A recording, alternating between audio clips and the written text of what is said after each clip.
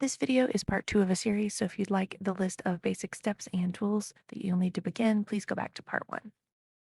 Okay, this other side is going to be a little bit harder to get into. I already started this, but this is my variable speed switch. If you have two switches, it's going to be very similar. You're going to want to pull this off and obviously keep track of where that is, and then you will just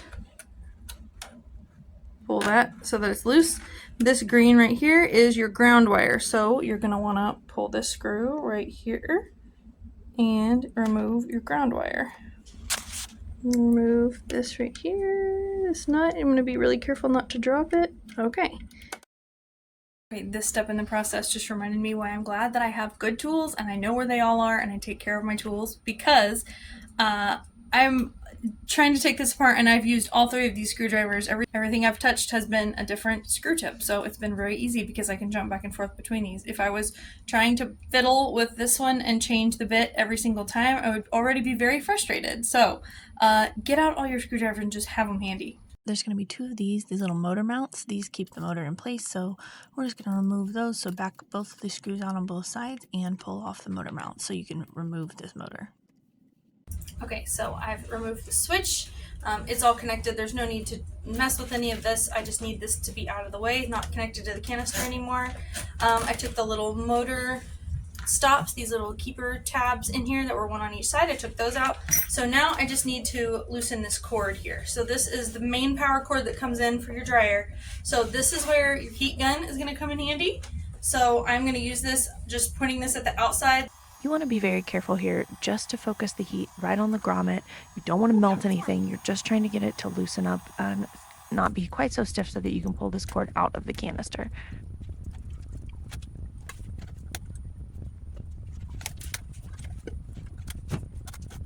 Okay, so that's loosened enough. I think it's given me enough slack that I can pull this. It was not enough slack. I needed to pull more. Straight out now.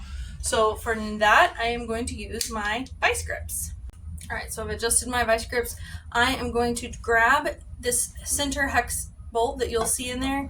I'm going to grab that on 2 flat opposite sides and clamp down. Okay, so got my vice grips on. I am going to grab on and pull directly up. Now for me and my strength, I am going to, I'll show you what I did. I have got this set on the floor on a cushioned mat. I'm going to put my foot here and then pull up on this. And I am sitting in a chair and I'm pulling with all my might, and it's really tough. So this might be one of those things that you need help with. You might need a second person. If you get to this point and you're terrified, stop. If you get to this point and you're like, oh no, something feels wrong, stop. Again, this is something that don't be ashamed to ask for help. I've done this before, so I know I can do it, but my first time, I remember being mortified at this point. So if you are not sure, this is definitely a good place to stop and just put the lid back on and ask your sharpener for help.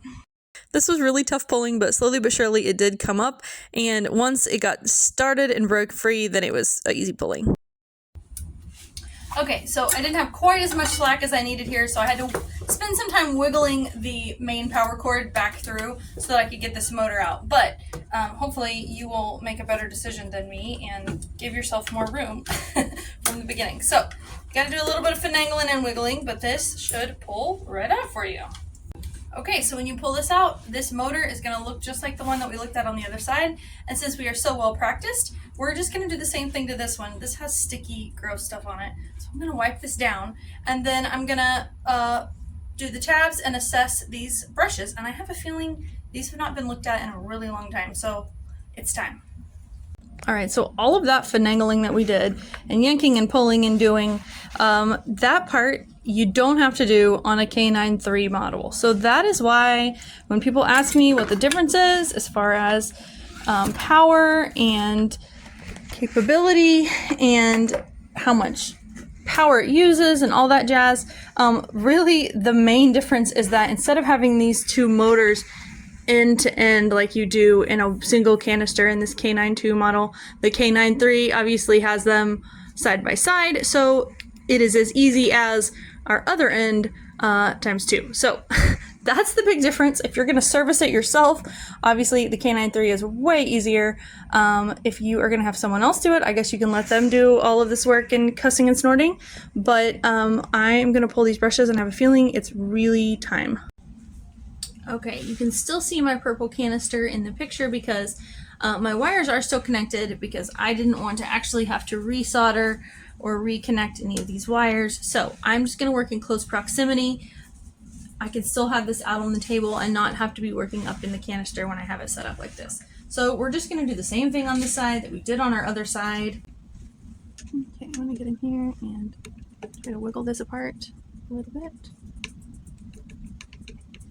There we go, got in between the orange and the wire here. I'm just going to wiggle that out. Do the same on the other side.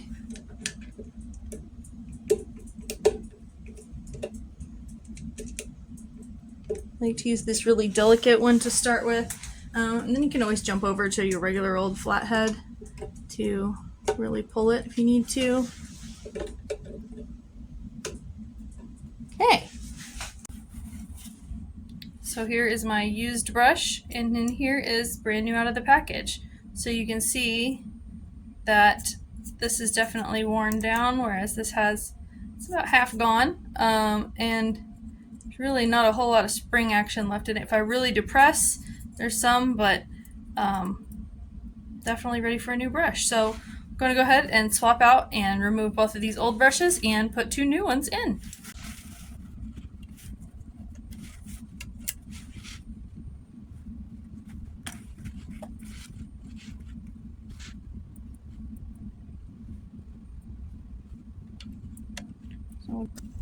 Okay, then I'm just going to be very careful to insert the brass tab back up into the slot and then rock the brush down into where it's supposed to be seated and reattach the bracket.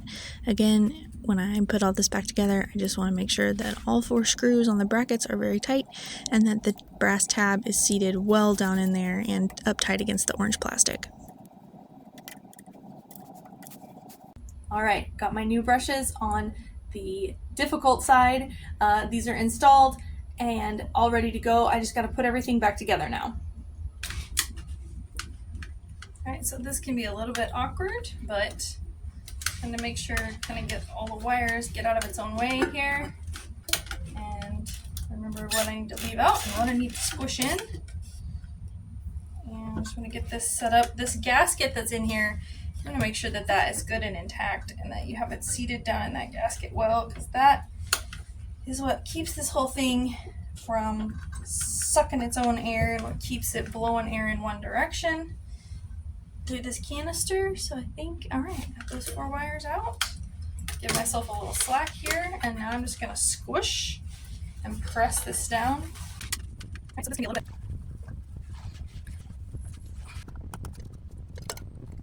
So I'm just going to reattach the 2 motor stops in here on either side.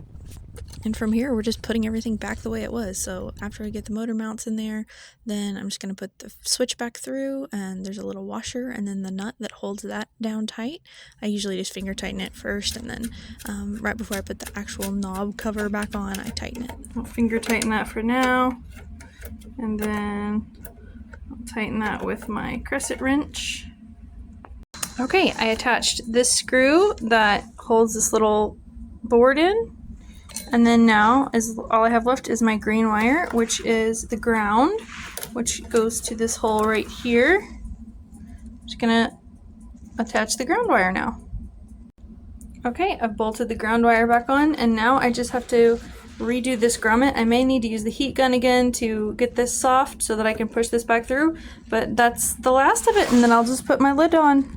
So I'm just going to finish getting this cord put on here, and then I will reattach the filter end cap. So if you want to see how to install a heavy duty end cap, I have a whole separate video on that. I will link that here and in the description below. Thanks for watching!